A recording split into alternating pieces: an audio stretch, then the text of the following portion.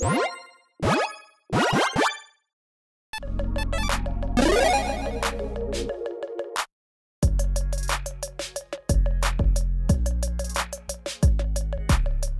everyone, Mitch coming in from the Commander's Core studio. Welcome to the show. So on today's episode, I've got a tier list ranking for you that is, well, powerful. That's probably the one word I'd describe it. Because on this episode, we've got S tier commanders out of the most popular commanders. Well, okay, here's the thing. I said playgroup, you know what's happening? I'm doing this episode. What I need you to do is tell me, what are your S tier commanders out of the top 100 most popular commanders? We put all those together, and now I'm telling you, hey, what's the most powerful of the most powerful popular commanders out there? Let's jump into it. So let's start things off at the bottom and work our way up when it comes to mana value, but not necessarily bottom of the power level rankings because, well, Kinnan. 2/2 Human Druid for Simic colors. Whenever you tap a non-land permanent for mana, add 1 mana of any type that permanent produced. Pay 7 mana, essentially. Look at the top 5 cards of your library. Put a non-human creature from among them on the battlefield. The rest of the bottom of your library in a random order. Yeah, this is a card that says, you know what? Okay, whatever you want to tap that is not a land for mana, you get extra. You double that up. Well, double up most things that tap for 1, obviously, but even for things that tap for more than 1, there are certain combos that you can pull off, like, you know, Basalt Monolith, very, very easy. Infinite Mana Sinks. Once you get infinite mana, you probably just win from there. Yeah, this is a commander that is just, it stands off among the S tier commanders even. It is just a top tier commander that is really, really, really good. I mean, a mana sink plus, hey, extra free mana plus combo potential plus it's 2 mana, it's low to the ground. Kinnan, you are scary. You are super scary. Yeah, scary. Moving on. Sorry, Light Paw's not quite as scary, but still good.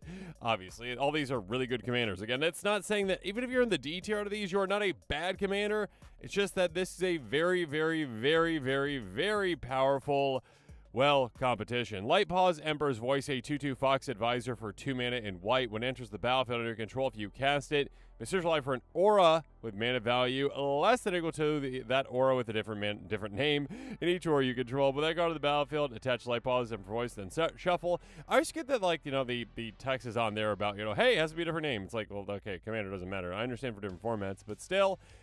Yeah, this is a commander that is very, very, very good. It is one where you are tutoring out aura after aura after aura after aura, and there are certain auras out there where you can bounce them back to your hand to replay them, to bounce them back to your hand to replay them. You've got Enchantress effects like, you know, Mesa Enchantress, obviously. Overall, though, I am just going to start off with this one in the D tier because, like, you are limited to, well, auras, which are not the most powerful of things. You're really committing super hard to something that you can get 2 for 1, 3 for 1, 4 for 1, 5 for 1, 6 for 1 for just one spell taking out Light Paws, essentially. And also, it is mono white. Again, like, compared to most things in most competitions, it'd be toward the top. But again, with this competition, it is a really tough one. And again, I reserve the right to move these around. Okay, moving on. Sithis Harvest Hand. A 1/2 Ledger Enchantment Creature Nymph for 2 mana in Selesnya. Whenever you cast an enchantment spell, you gain 1 life, draw a card.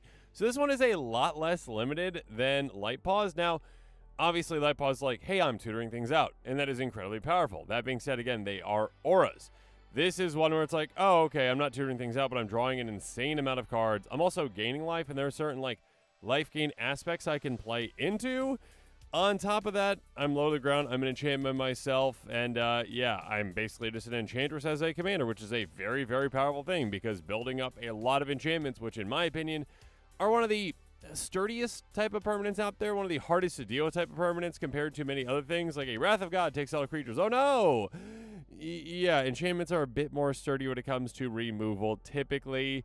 I'd say overall, I'm going to throw you in the middle tier for right now, in the B tier. And again, things might change. Again, this is just it's a list that's going to be evolving throughout time. Moving on, Chatterfang Squirrel General. 3/3 Squirrel Warrior for 3 mana in, I was going to say green, but it's Golgari. Forest Walk. If 1 or more tokens be created or control, create those tokens plus that many 1/1 squirrels instead. Pay single black mana, sacrifice it. Target creature gets +X/-X until end of turn. I mean, this is a very, very powerful effect. Being able to get extra free tokens whenever you are making tokens, that has certain implications. There are certain combos that you can pull off with that, especially with certain sacrifice outlets that maybe generate you mana, you know, Ashnod's Altar, etc.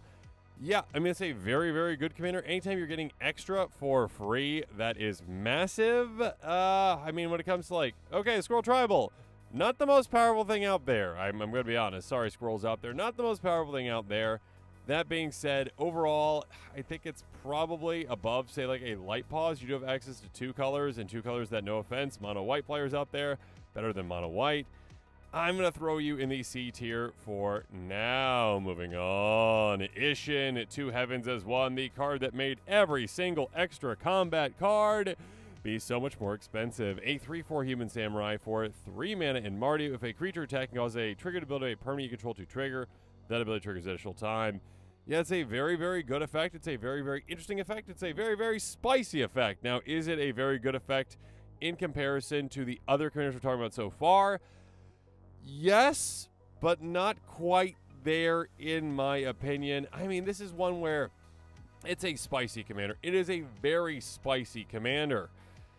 Yeah, there are certain really good attack triggers too. There are certain crazy attack triggers out there as well. It does require more setup, I would say, than certain other commanders to really get going. And maybe I'm overrating Sithis at this point, but I'm feeling like Ishin kind of needs to be in the C tier. Because, yeah, you really are, like, dependent on, okay, like, I need to get things out. I need to swing. Okay, once you get the ball rolling with Ishin, it really, really goes well. But you need to get the ball rolling. And, yeah, I have a feeling that it's slower. It is definitely slower than Sithis. Sithis is like, oh, I'm drawing cards because I'm ramping with my auras. So, yeah, it's kind of crazy. Okay, moving on. Nigila the Blade Blossom. Anytime you have just a combo written on a commander, my gut says, hey, put that toward the top. And anytime you have a combo written on a commander that is 5 color, yeah, I think that, like, we're just going to skip the A tier for now. We'll see what fits in there. But Nigila Blade Blossom, you are, in my opinion, an S tier out of an S tier commander, a 3/2 human warrior for 3 mana in red, but it is a Woober commander. Whenever a warrior attacks, you may have its controller create a 1/1 white warrior creature token that's tapped and attacking. Cool. I mean, nice. Not all that necessary, but nice. If that was, and it was like 5 color different ability, this would be a very interesting non-combo centric commander. But because of this ability, pay Wooburg, untap all attacking creatures that gain triple lifelink and haste till turn after this facial combat phase. Activate this ability during combat. Yeah, I mean, like, plenty of ways to combo off with this, like Druid's Repository, other things as well. Lots of ways to combo off with this quite easily. You just win. You just win when you do this. So, yeah, it's a commander that I am terrified of, I'm going to be honest. Varen, Voice of Duality. A 2/2 a free wizard for 3 mana, and is it Magecraft? Whenever you cast or copy an instant or sorcery spell, +1 until end of turn. If you cast or copy an instant or sorcery spell, causes a triggered ability, permanent you control to trigger. Triggers an extra time, basically double up all Magecraft kind of effects. I mean, although certain things aren't labeled as Magecraft, but it's like Magecraft and Magecraft Lite, which include, cards that are like, hey, when you just cast things. So those are still very, very good. Yeah, it's a very good commander. Ah, goodness gracious. This is where I start fumbling a little bit. It does require, like, certain cards, really, like, hey, when you're casting things, cool. Like, but if you can get pretty specific compared to some of these other ones that are a bit more, like, broadly powerful. So I think overall, I'm gonna throw you in the C tier, and I feel like I'm gonna be hesitant to get a lot of things up there in the B to S, just because, like, we'll see. We'll see. Again, it is a list that will evolve over time. Comment below on how I'm either right or wrong about many things so far, or both. Yuriko the Tiger's Shadow. All right, here we go. A 1/3 human ninja for 3 mana in Dimir. Commander Ninjutsu for Dimir colors. Whenever a ninja you control deals combination to a player, really top card, rely for that card in your hand. Each opponent loses life equal to card's mana value.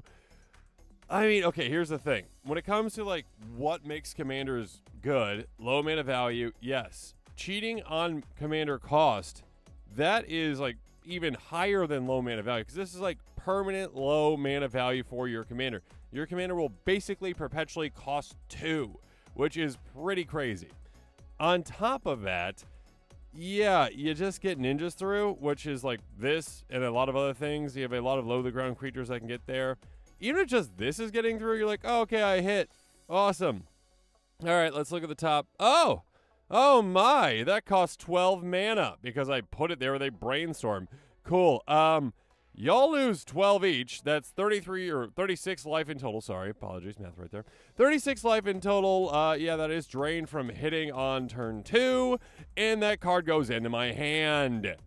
Yeah, things go incredibly quickly with this. Maybe I'm overrating this one compared to some other ones, but I do think this one's just like, it's an A tier commander. It cheats on mana. It cheats on... Yeah, I mean, it cheats on mana when it comes to, like, your commander. It cheats on how quickly you can just demolish your opponents, and it gives you card advantage while you're doing so. Next up, attracts up Praetor's Voice. Now, this one might upset some players, and I'm not like S tier because, I mean, this is a commander that is incredibly popular, has withstood the test of time for being an incredibly popular commander. It's very, very cool. It is a powerful commander. I'm going to give you a hint right now. It is not an S tier commander compared to some of the others on this list. A 4/4. Angel that costs 4 mana every color but red. Flying, Vigilance, Death Touch, Lifelink. The beginning of Rancid, Proliferate. I mean, this is a commander that, again, can be a massive threat in of itself. Again, with all that keyword soup right there, plus proliferating. If you get one counter on this, you can just, like, let it sit and go, and it can become a big threat for you. That being said, you can utilize it in so many different strategies. I mean, like, Super Friends, counters, Super Friends counters, just kidding. Charge counters. A lot of different kinds of strategies can be utilized with this. -1/-1 counters. It is a commander that is, again, incredibly versatile. How powerful is it compared to some of these other ones? I'm going to throw it in the B tier. It is a good, again, when focused, middle-of-the-road commander compared to other ones on this list. Moving on. Jetmir, Nexus of Revels. Now, this is one that I'm going to be honest, I probably underrated when it first came out. And then I actually played it. I was like, oh my gosh. All you need to do is just, like, cast one spell, probably like a Secure the Wastes, like right before your turn, and then cast this, and you're like, oh, I guess I win. Yeah, it's kind of like how this commander is. A 5/4 cat demon for 4 mana in Naya. Creature control at +1/+0 and have vigilance, loading control 3 or more creatures. The same is true for 6 or more, but an extra +1/+0 and trample. And then 9 or more, you get +1/+0 and double strike. Again, that means, again, with that basically in total is +3/+0, vigilance, trample, double strike, meaning that all your little 1/1s potentially are hitting for like 8 vigilantly and tramply. Yeah, that's really, really good. Again, here's the only like kind of like downside of this one is that like you are heavily dependent upon like going wide in combat. In going wide, yes, it can be incredibly easy to get there, yes. But also, like, if your opponents just keep wiping the board, you reset, and, like, the other commanders kind of have quicker ways to victory that don't require that much setup that I'm talking about so far. I mean, this is one that just, like, literally you get one thing set up, then you can throw it down, and, like, then you just win. Okay. Again, this is where I'm like, maybe I'm putting too many things down in the C tier. This is like a C+, B-. Oh, it's so good, though. It is such a good pump effect. I'm going to throw you up in the B tier for now. I reserve the right to move you. And this is where all the Ishin players go, no, there's no way Jetmir is more powerful than Ishin. And I'm like, I know, it's kind of crazy, but we'll see. I don't know. I'm going to adjust it maybe. Okay, moving on. Shorkai Genesis Engine. An 8/8 vehicle for 4 mana in Azorius. Pay 1, tap, draw 2, discard a card. Create a pilot, which is a 1/1, can crew things. Cool. Crew 8.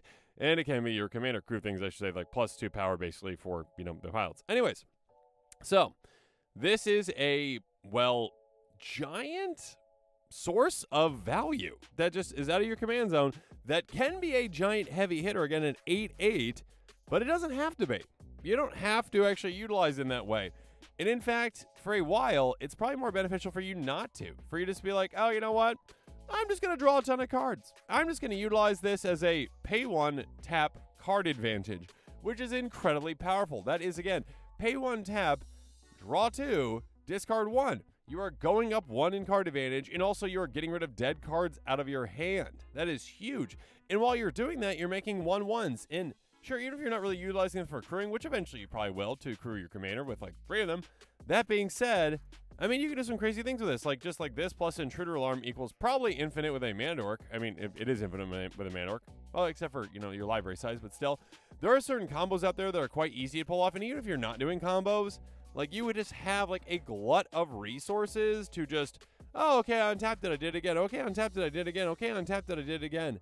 I'm going to throw you up, oh my goodness, probably in the B tier, actually. And this is where Ishin players are going to be really upset with me, actually, now.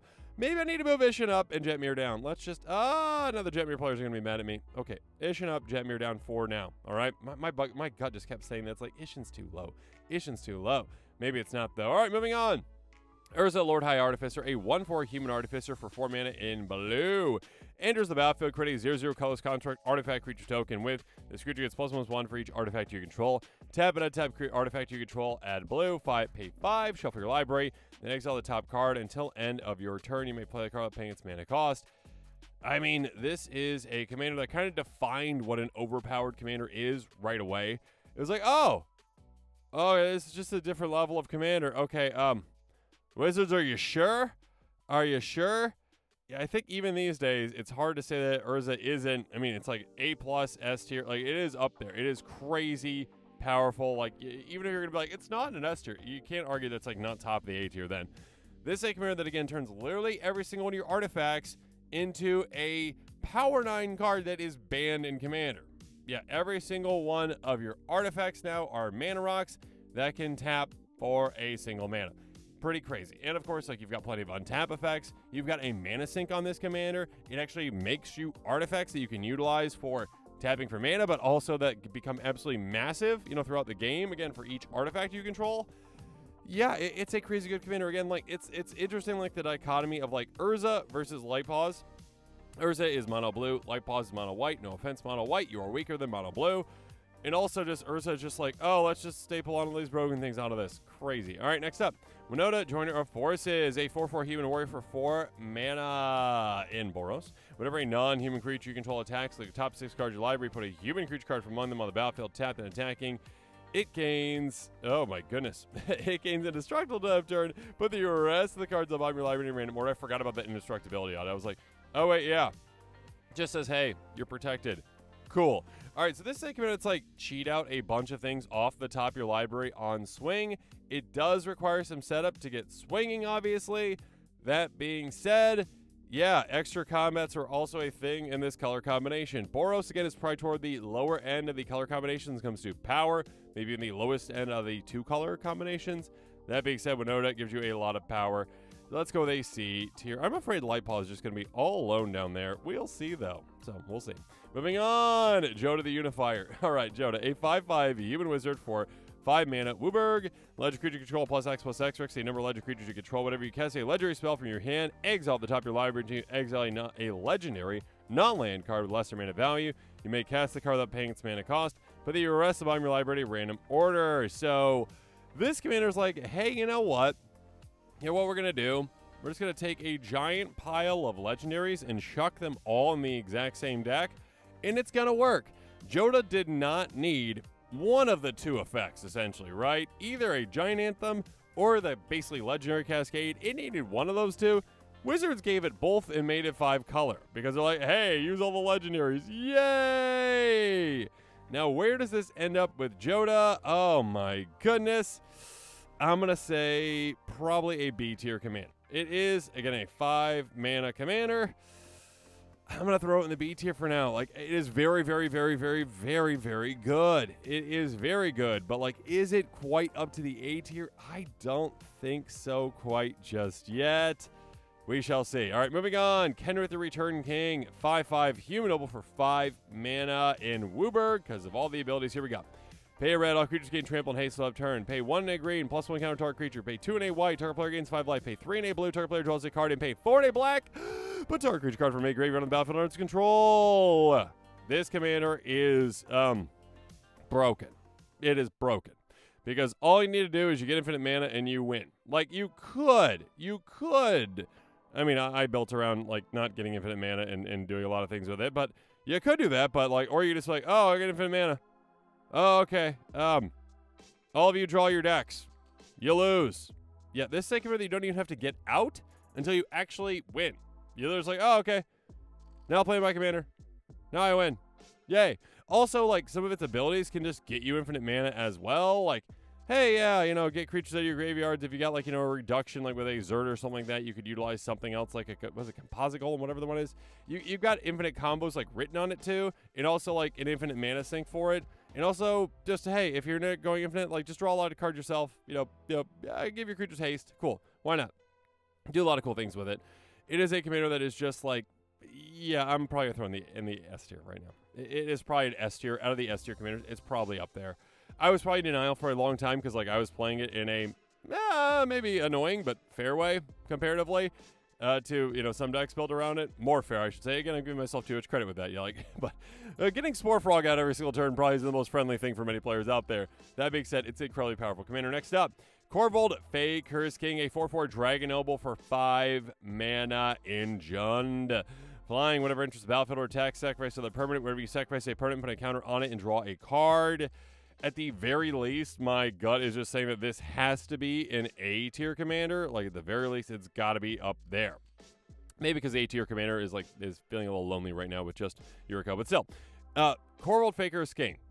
Yeah, you get a bunch of things out, you sacrifice them. Treasures have become an abundant resource now in Commander, so there you go. Also, like, if you just sacrifice like an Evolving Wilds, congratulations, you draw a card. And also, this is another commander where, like, this didn't need the, hey, I also get a counter, so you can turn this thing into, like, a 2-shot, maybe even a 1-shot KO at some point. I mean, give it double strike, and it's easily a 1-shot at a certain point. But yeah, this is a commander that your opponent's turn, or whoever's playing this, their turn can just be insanely long, because they're like, oh, sacrifice, draw a card. Oh, sacrifice, draw a card. Oh, sacrifice, draw a card. And you're like, okay, you done yet? And they're like, no, I'm just getting started. Sacrifice, draw a card. Sacrifice, draw a card.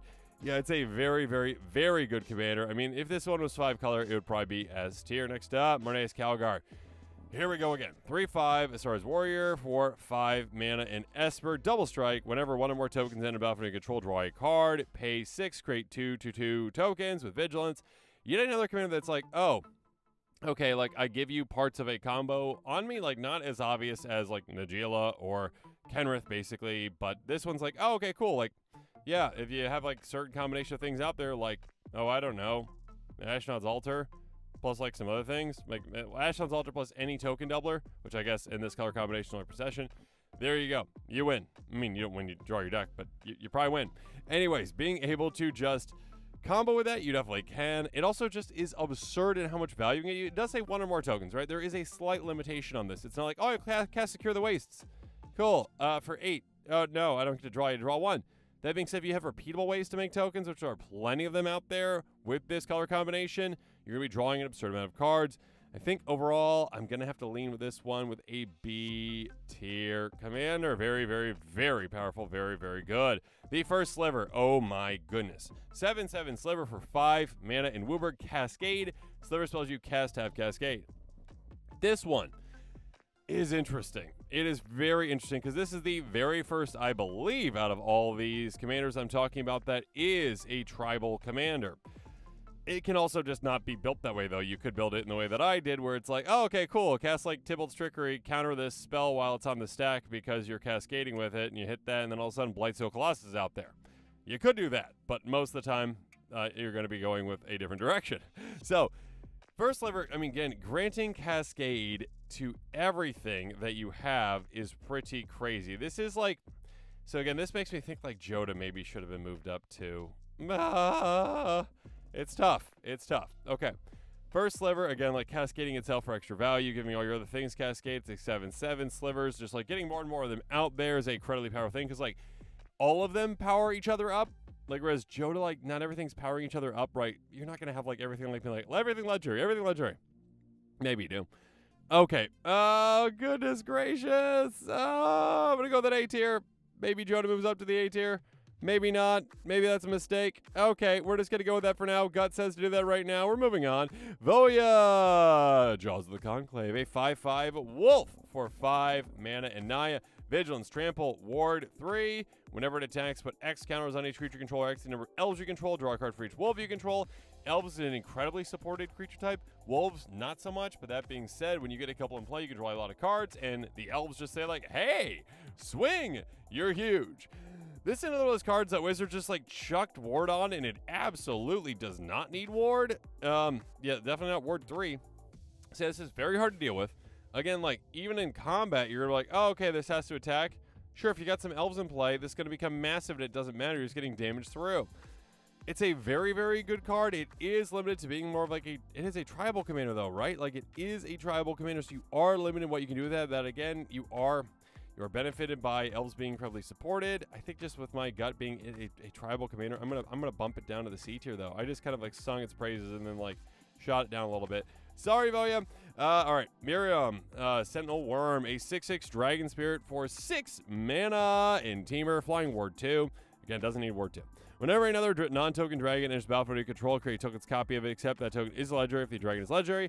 This requires some setup. It does. Again, we are getting into commanders that are getting a bit more expensive. Like 6 is kind of like, okay, that is a pretty pricey commander. 5 is like on the border. I mean, especially comes to really powerful ones. But yeah, this one's like, okay, you get this out, you start getting dragons out, and you're like, oh, okay, yeah, let's make copies of them, including the legendaries, which is pretty crazy. You can populate those then to get even more of them. Like, think about so many Niv Mizzets. Oh my goodness, your head will spin. And yeah, you can just blink your dragons too, and then blink the non-token dragons, and then they keep coming into play, and then you keep getting more of them. Yeah, that's a very, very powerful commander once you set up properly. It takes some setup. Dragons are incredibly supported. I feel super bad that poor little Light Paws is just down there on its own, but yeah, I think this is a C. Oh goodness, C or B? It's probably B, actually. It's probably B. Dragons are more powerful than... I don't know. It requires more setup, though. Oh, my goodness. Moving things around is tough. All right, we're going to keep you there for now. All right. Niv Mizzet Parent. A 5/5 Dragon Wizard for a lot of different colors. I mean, a lot of different pips, essentially. Blue, blue, blue. Red, red, red. 6 mana in total. Can't be countered. Flying. Whenever you draw a card, 1 damage any target. Whenever a player casts it into Sorcerer Spell, you draw a card. An incredible card draw engine for you. And also, it is another combo card. There are certain cards that are like, hey, whenever this deals damage or whatever, or, you know, whenever draw a card, deal damage, and whatever it is. I can't remember the combinations, but basically, hey, you know what? You drew a card, damage. You drew a card, damage. Great, good for you. You can also use damage doublers, of course, damage triplers as well.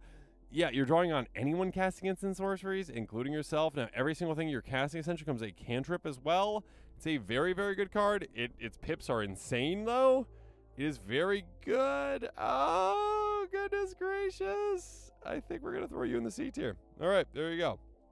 Moving on. Sarn, the Dark Lord, 7/6. Avatar for 6 mana in Grixis. Ward, sacrifice a legendary artifact or legendary creature. Whenever an opponent casts a spell, amass Orcs 1. Whenever an army you control deals combination to player, the ring tempts you. Whenever the ring tempts you, you may discard your hand if you do draw 4 cards. This is one where maybe I underrate it, but my gut says, like, it's just not quite up to snuff compared to some of the other commanders out there. I think I'm throwing this in the D tier. I mean, it is a good card, right? Opponents cast spell, amass Orcs 1. Now, amassing is not that powerful of a thing compared to some other things, like, oh, okay, cool, I'm building up my army, yay! But it's going up instead of wide. You much rather go wide. Like, you, if you're creating creature tokens, you're like, okay, go wide. Instead of be like, I created 1 token, and I got counters on it. That being said, you got something like an Ashnod's Altar in play or whatnot, cool. You can, like get a bunch of, draw a bunch of cards. You can get a bunch of value off of that. Ring tempting you is a bit specific, obviously. Army is, you know, like, cool. Like, you can get that orc, but you got to get through. It is hard to deal with. It is a good amount of mana. I think overall, I am leaning toward it being in the D tier down there with Light Paws. Moving on. Tivit Seller for Secrets. A 6/6 Sphinx Rogue for 6 mana in Esper. Flying Ward 3. Again, another thing that doesn't need Ward 3. Whenever it enters the battlefield or deals counter to a player, starting with you, each player votes for evidence or bribery. For each evidence vote, investigate. For each bribery vote, trade treasure token. While voting, may vote initial time. Yeah, I mean, this is a very, very, very good commander where the second this comes down, you're getting 5 things for free. That's literally it. You get 5 things for free. You're either getting, you know, a bunch of, you know, clue tokens or treasure tokens. So there you go. And you're getting at least, you know, 2 treasure tokens because you can just vote for those yourself. This can combo with a good amount of things. This also, well, again, this is a ton of value for you. If you've got things that care about the number of artifacts in play, whenever artifacts do come in play, whenever they're sacrificed, tapping artifacts, all those things, you can get a lot of value out of this, just creating an absurd amount of artifacts. And again, of course, you have access to the 2 best colors when it comes to blink effects as well. So blink it again and again and again and again. Sure, it's got an attack trigger, but who cares? I mean, it's nice to have it, but overall, I mean, it is, again, like a commander that can get there. Maybe in this B tier. It's like a C plus B minus. We're going to go with that. Or C plus B minus. Yeah, that's probably about where it is. Okay, moving on. Zul'Aduk, the Void Gorger. 7/4 Eldrazi for 6 mana in colorless. Color spells you cast from your hand with mana value 7 or greater, Cascade. Yes, you can go crazy Eldrazi fun times. Yes, there's some cool things that you can do with this. Yes, it's a lot of value. Yes, it's also less, you know, supported than Light Pause when it comes to the amount of cards you have access to. Because, again, you literally have a colorless. You're limited to just colorless. So, yeah, that's a limitation. I mean, if this is a 5-color commander, it'd be up a little bit, but it's not. Moving on, Atraxa Grand Unifier, a 7/7 Phyrexian Angel for 7 mana. This is where we're getting into commanders that, like, have an absurd amount of, you know, mana to them. You know, like, I kind of just said, like, you know, like, 5 is, like, kind of like the tilting point where it's like, okay, that's a good amount. That's a good amount for a commander, but, like, still reasonable. 6, like, okay, that's a costly commander. 7's like, oh my gosh, it's going to take a while to get this out. Flying Vigilance, that touch lifelink. When it enters the battlefield, a really top 10 card your library for each card type. You may put that card from among them cards in your hand. The rest of your library in random order. And it does specify artifact, battle, creature, enchantment, instant, land, planeswalker, sorcerer card types. You can get a lot of things off the top. What, like 8 things potentially? Like if you hit correctly. Yeah, on ETB. Again, not on caster ETB, on ETB. This is definitely not in the lowest here. The fact that it is, again, like 4-color helps it, but like the fact that it is 7 mana and isn't just like combo right away like a... I mean, maybe I'm underrating it because like it is so much value to be had though, and it is a 3-shot KO. Okay, I think I'm going to throw it in the B tier. Yeah, I mean, it's 4-color. It is 4-color. It's got access to so many things. Once you get it out, it's just the biggest threat on the board probably, and it also just refilled your entire hand. And all you need to do is blink it again for more hand refilling. Next up, Quick Son of Yawgmoth, a 2/2. That costs 7 mana in total, but you'll never pay that. 4 and basically 6 life. Lifelink, for each black and a mana cost, you may pay 2 life, then pay that cost. Where you cast a black spell, get a counter on it. It's a, like, risky commander, but one that, like, you can do some crazy cool things with. Like, this can go weird infinite with, like, hey, I'm using Phyrexian mana for an ability that I'm using as many times as I want. Good for me. It is limited to mono black, and again, like, those limitations can be very apparent, but, like, there also can be, you know, not quite limitations. You're like, oh, it's Urza. Oh, gosh. Okay, yeah, you're probably still S tier. Quick Son of Yawgmoth, I think I'm going to throw you in the C tier. Again, you are monocolor, but you are very, very, very good with being able to cheat on mana. And then we've got the Ur-Dragon. The Ur-Dragon is a 10/10 dragon avatar for 9 mana in Wooburg. Eminence, as long as it's in the command zone or on the battlefield. Other dragon spells you cast cost 1 less. Flying, whenever one more dragons you control attack, draw that many cards. You can put a permanent card from your hand on the battlefield. This is, again, an incredibly expensive commander. 9 mana, definitely the top of this list. It does just, like, it gives you value, though, even if you don't play it, right? If you literally just say, like, oh, no, this is just in the command zone, like, cool. Yeah, it still gives you an absurd amount of value. Dragon Tribal is one of the more powerful tribes. You are still limited to Tribal. That is not, you know, like, you're not going to get to S tier out of the S tier, in my opinion, if you are a Tribal commander, most likely. Unless it's like, if you play an elf, you win the game. Then yes, that would get you there. Yeah, and again, when you do get this in play, like, it's pretty much game over. Like, it's a 10/10 flyer. Almost, I mean, it's a 3-shot KO, but very easily into a 2-shot KO. And, of course, you just get this in play. You don't have to attack with it right away. And, like, you attack the other dragons, you're just like, oh, draw 7 cards, whatever it is, cheat something into play. Yeah. The cost reduction is quite nice. Overall, I'm going to go with the C tier. Sorry, Ur-Dragon fans out there. I know, like, there's a lot of Ur-Dragon fans out there. It is the most popular of all the Dragon commanders. But, yeah, we're going to throw you in the C tier. All right. Finally, I do want to mention, Nadu was just banned, okay? Nadu was just banned. When I threw this list out to my buddies in the playgroup, they kind of just like, okay, Nadu's trending up. Like, make sure you mention it. Like, it's not in the top 100 commanders right now, but it might eventually get there. And, like, mention it. And I'm just mentioning it right now because, like, just comparatively, like, where is Nadu compared to these? It's probably, and again, I'm not even going to throw it on the list because now it's banned, so, like, I'm not going to throw it on the list. I will just discuss it right now, though. It's probably B tier commander. Probably B out of these. A 3/4 bird wizard flying for 3 mana and 6, maybe B+ even. Creature control of whenever this creature comes the target of a spell ability, really top card of your library, it's a land card put on the battlefield. Otherwise, put in your hand. This spell triggers only twice each turn per creature. Yeah, Wizards made a bit of a mistake or two with this one. Again, there was like a late change with this one where it was something completely different, and then Wizards was like, no, it can't be a Vidalcan Orrery commander thing. No. And for or whatever, I think it was for creatures. I don't know. I think it was for creatures. And then they changed it, and then they didn't have time to play test it, and now it's broken because Shuko, Lightning Greaves, anything that can target for free, basically. Yeah, this is a crazy good commander. Again, I'd probably say like B Yeah, probably B, maybe even up to A, but it doesn't matter because it's banned now. So yeah, let me know what your thoughts are on all these in the comments below. Again, with these, like, again, it's such a tight window. Like, the power level among these, again, just because you're in the D tier does not mean you are bad. You are incredibly powerful. Same with C, same with B, same with A, of course, and S. Yeah, I mean, like, this is the cream of the crop out of the most popular commanders out there. This is the top of the top. So yeah, it's gonna be hard to kind of evaluate these in between. Like, there's just gonna be small gaps, small differences between them. But I'd love to hear from you where you think I'm right, where you think I'm wrong. And with that, this episode is coming to a close. Make sure you comment below with your thoughts on it. And of course, as always, thanks again and have a good one.